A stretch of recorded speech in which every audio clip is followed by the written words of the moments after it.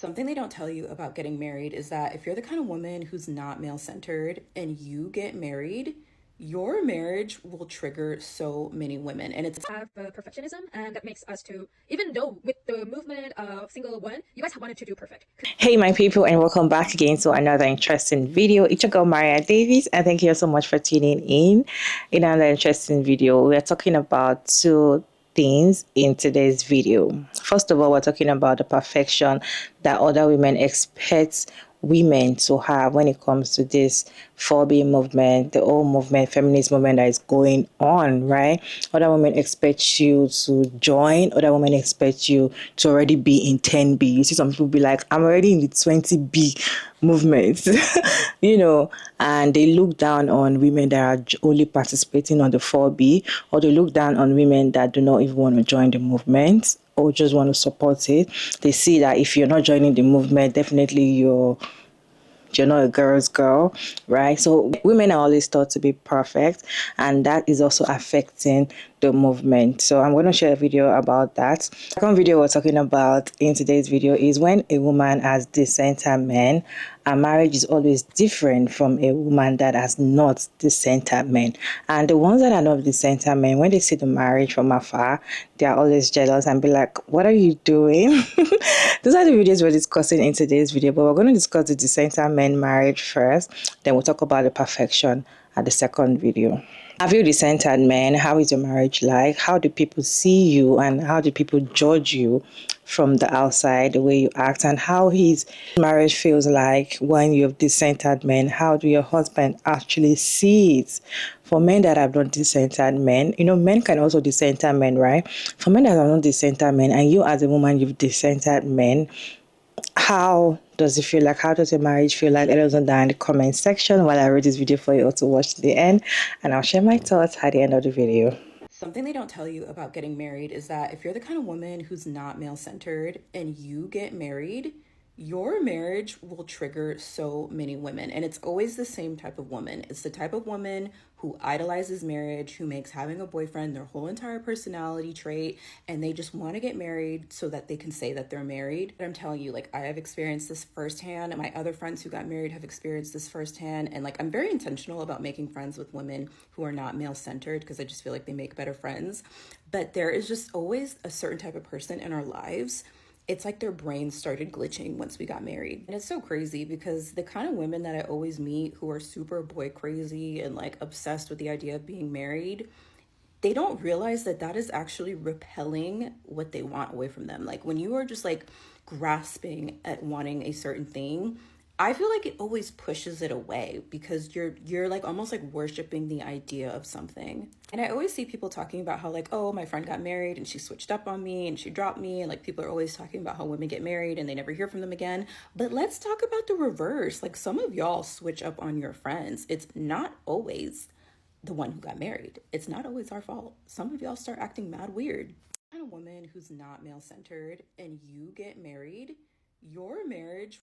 It's so interesting that this happens still at the point of marriage because it definitely happens when you're single. If you are like a chronically single girl and you've kind of made it a point your whole life to be like, listen, I am like okay with never getting married. I'm okay with being alone if it means that I don't have to compromise my standards and end up with someone who like doesn't fully love, care, and respect me. There comes a point where people around you will start to think that you have these standards because no one desires you. And what's interesting is that if you have, especially a woman in your life who is this type of friend, the crash out won't happen when you are being pursued. The crash out will happen when you're being pursued and you reject someone. Because if you think about it, if someone comes up to you, let's say like you're at a bar or something, and they start hitting on you and you start flirting back and blah, blah, blah, in that other person's mind, this just proves the point that like, oh, you only are like decentering men because like men don't approach you, because look, like a man came up to you and now here you are like kiki yapping away, like laughing it up with him without any consideration to the fact that like maybe this is like one of the few men that actually is fitting into your criteria of what you would potentially want in life, right? What happens is if a man comes up to you and you reject him, this like completely flies in the face of their theory that the reason why you have these standards is because you can't get a man. Because here you are, a man has approached you and you have just fended him off with no interest. And now it's a realization of the fact that, like, oh, she is actually single by choice. And I don't think this is like that crazy to realize this happens so often, because think about how many like older women are the biggest perpetrators of misogyny in like an individual woman's life. Because there's a lot of older women who have spent their entire lives dedicated to being a good woman and a good wife and doing everything right according to what society has said is right for a woman. And that's why she thinks she has this like good life and she's treated well and blah, blah, blah, blah, blah. And then she sees a younger woman who kind of does whatever she wants, whether it's in terms of her career or her sexuality or any of her like life choices. And they see that, oh, she's still like loved and respected and has a good life and is like super happy with herself. It causes this level of like rage because they realize that could have been them. They too could have lived their lives how they wanted and still been happy. And so your choice is either to accept that you made bad decisions in life or to crash out. And a lot of people choose to crash out. Women that have not dissented men, I would see them as women that are pick me's. And if they are married and they see you that you're not a pick me, it is strange to them the fact that you are not centering your life around your man, the fact that you're doing things and you just make decision, or you're going somewhere alone and you're like, why would you travel alone without your man? Why would you go to a date without your man? Why would you do this way? Why would you confirm a particular thing without your man? Like, they always like look you as if probably you're not happily married. Maybe you're sad, or maybe you hate your partner. There's a way they look at you. There's a way they see things. There's a way they judge you, which is normal, which is what, this is how most people see women that have dissenter men and are still in the marriage. Because if you're dissenter men, you cannot hide it. If you're truly dissenter men and you're married or you're in a relationship, it's not something that can hide.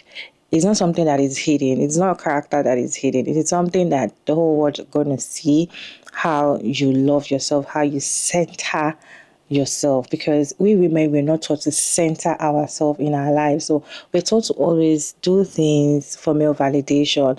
So if you are not doing things for male validation, even the fact that you are with a man, you're going to be fished out of the crowd, and people will see you like, what is going on? Is she really happy? Is the man really happy? What is really going on? People are definitely going to judge you, and it's kind of different. And she also talks about friends that leave you when after you get married. That is not always the married woman that will leave a friend. It is also the friend sometimes that will leave our friends that are married, right? And this is very common where I'm from. When you're married, so far you're married, you're like, before you get married, a bride to be will look for friends that she has been speaking to. She's started having sense. She will look for every friend. That's where I'm from. I'm trying to tell you how a wedding is. She will look for friends, so that because she want to have like a group of friends. We call it bridesmaid or ashwabi girls. Ashwabi girls. So they're gonna wear the same clothes. She's going to sell clothes for everybody. Give them gifts. They will give her gifts. So she will look for girls that can represent her and dance with her at the wedding. So she will look for single, most of the time. Most of the people that are always available are the single ones. So single ones are going to be available for the whole occasion. They'll buy the clothes, no matter how expensive it is. They'll look very good. Like, we always look good when it comes to wedding. Even if it's not your wedding day, you will call a makeup artist, you will leave your frontal, you will tie your, yeah, we are always looking good.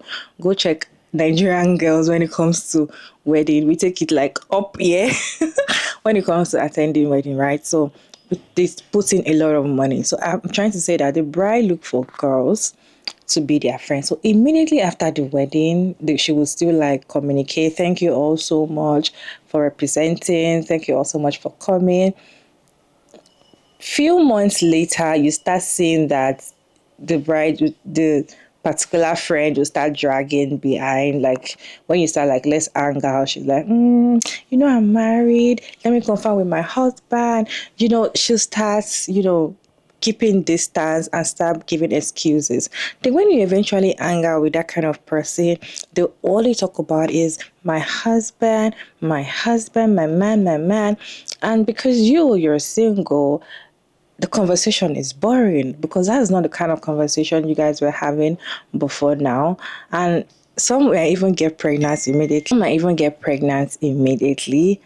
And that is even worse because once a lady is pregnant, all she talks about is my baby, pregnancy, my baby. And you that you're not even in that space, the conversation is always boring. Trust me, it's always very boring. So those are the reasons whereby married women will just leave their friends that are not single because at the end of the day, you cannot relate to conversation anymore. Even you, as a single friend, you're already getting bored with that kind of conversation. Imagine you can always call your friend at any time, but now you have to wait for like 6 months before you can see them or hang out with them.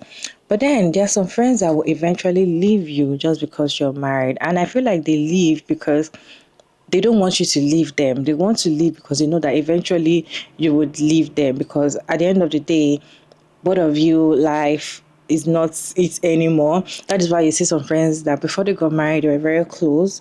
And when one of them get married, they're already apart. Most of the time, it's not jealousy.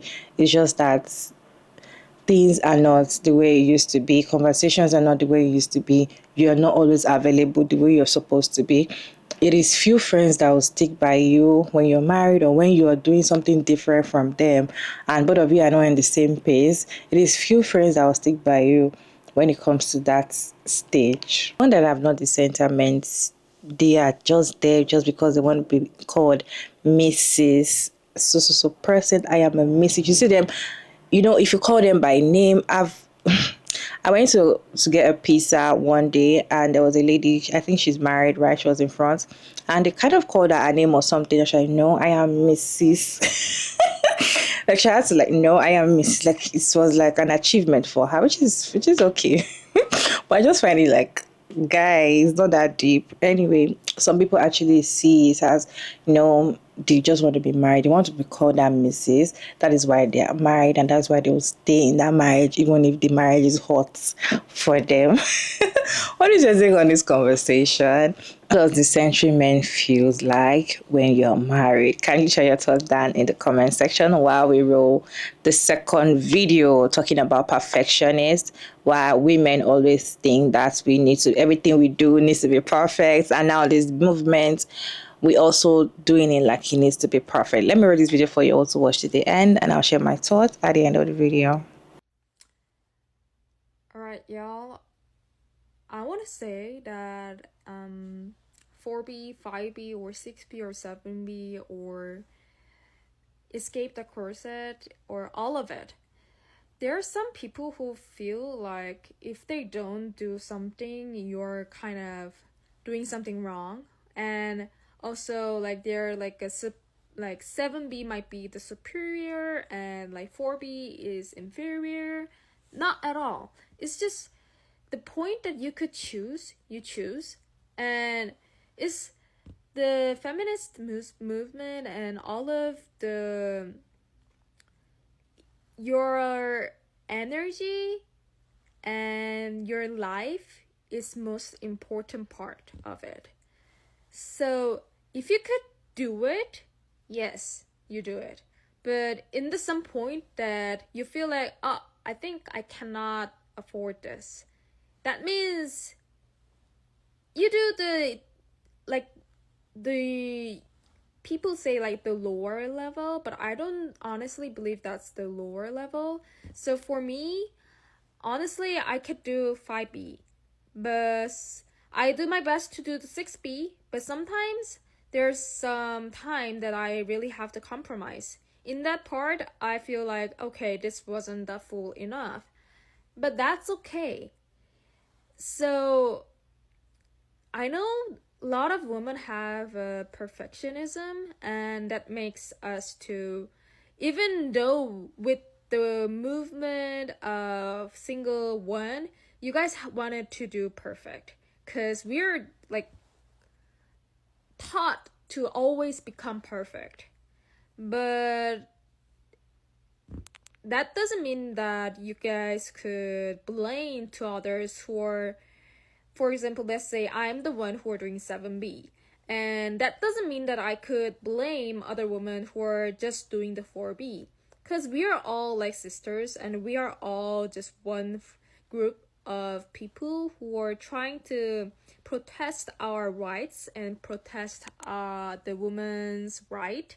So at the same point, that means that we cannot blame ourselves as well. Like, sometimes I do feel in that way too.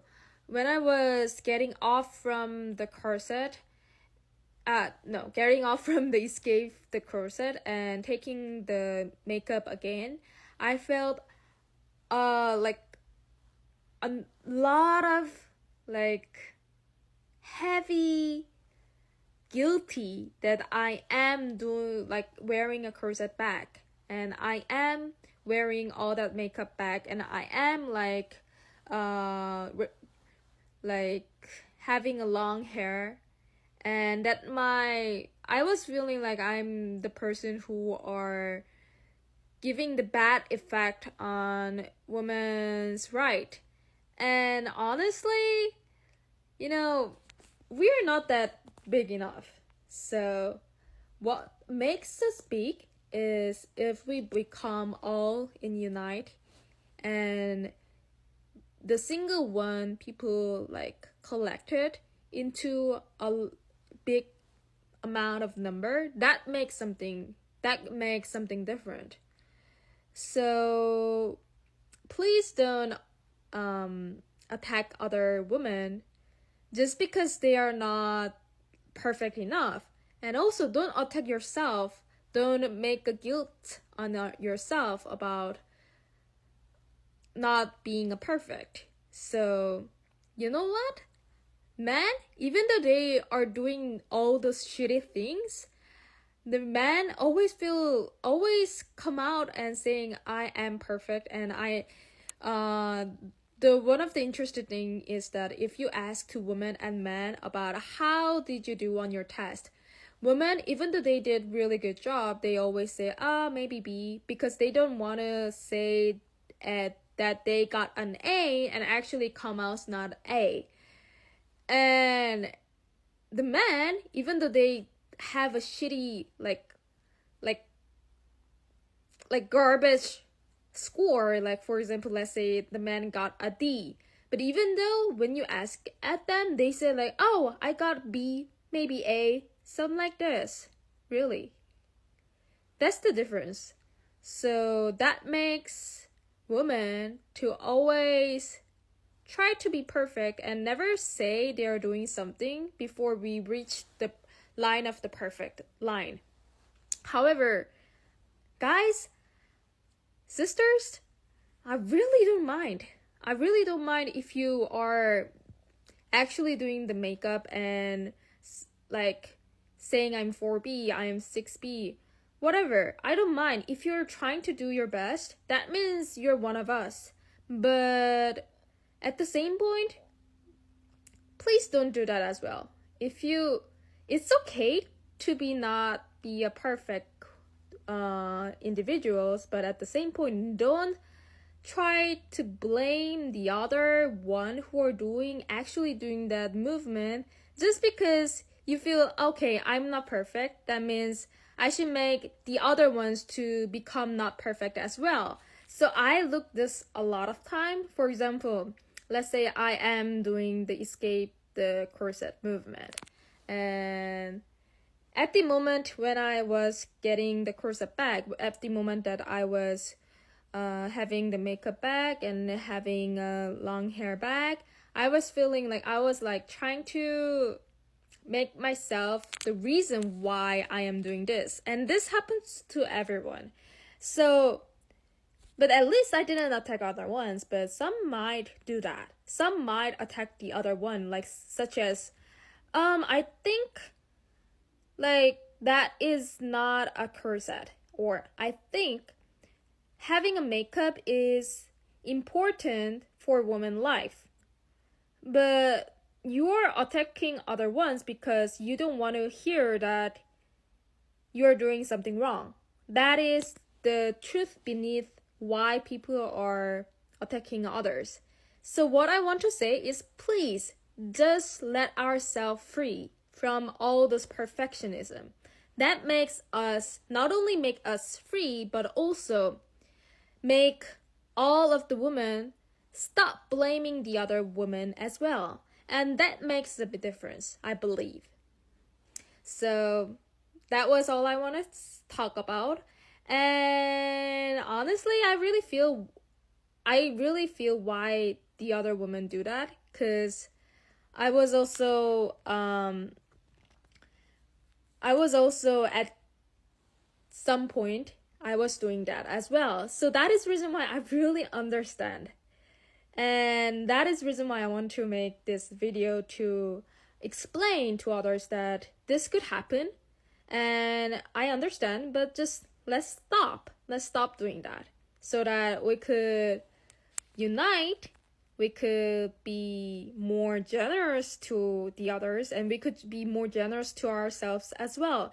That is really important, to save our energy, to being generous to ourselves, even in the movement of women movement, even in the 4B 6B escape the corset. That is really important, because if you're trying to be perfect every single time, that reach into the burnout. And if you burn out, that means everything is just stop, and that is worse. So non-perfect movement, I'm more than welcome. But if you're trying to do like as perfect as well, that is the moment that you have to look yourself and is this okay? And is this okay for myself? And can I like do this? Can I burden this pressure? If you could, good for you. But if you couldn't, and if you feel it's kind of too much, you could just move down. You could, if you, even though you're doing 7B, and if you feel, oh, maybe I think this is too much for me, you can go down, just do the 4B. That's fine too. That is also important as well.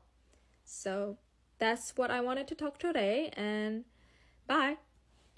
See, this movement, yeah, is getting very serious and I like it. I've always liked 4B movement, even if I am not doing the 4B movement. I like the fact that women are joining the movement.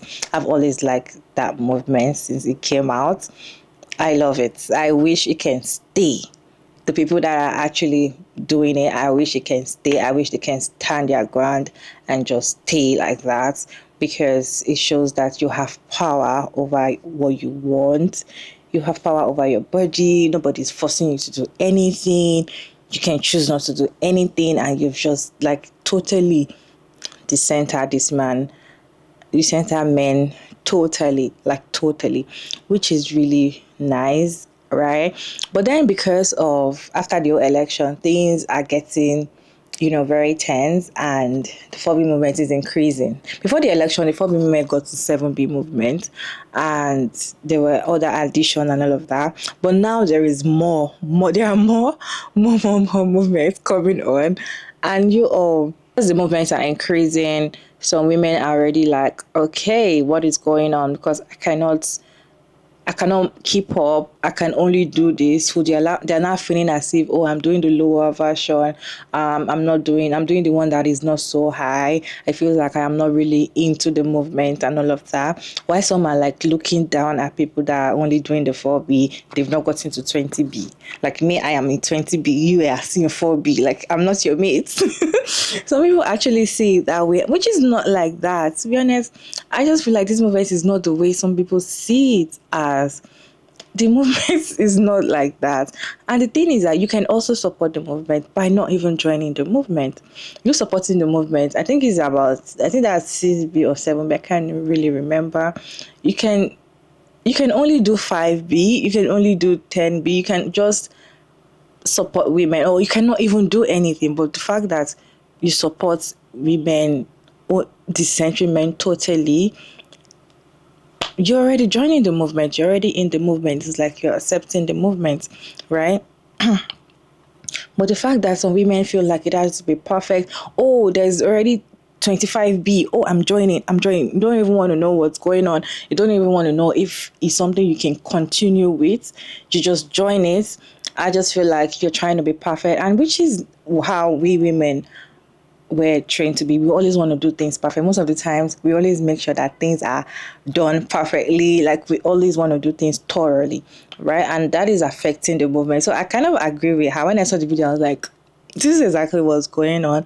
And I love the fact that she addressed it, that Phobic movement can be a non-perfection movement, which makes sense, right? You don't have to be perfect with it. Just do what you can. Also even do 3B, like no children, no dating, no smacks, and no marriage. You can do no children. That is already 1B. Like that's something. Or no smacks. Like, you know.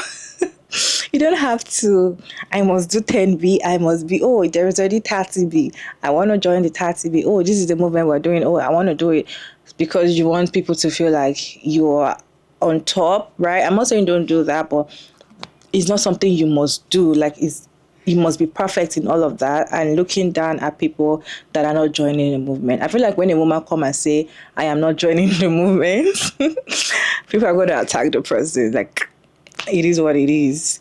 What is your take on this video? Let me know your thoughts down in the comment section respectfully. And thank you so much for tuning in today's video. Check out Mara Davis, and I'll see you in my next one. Bye.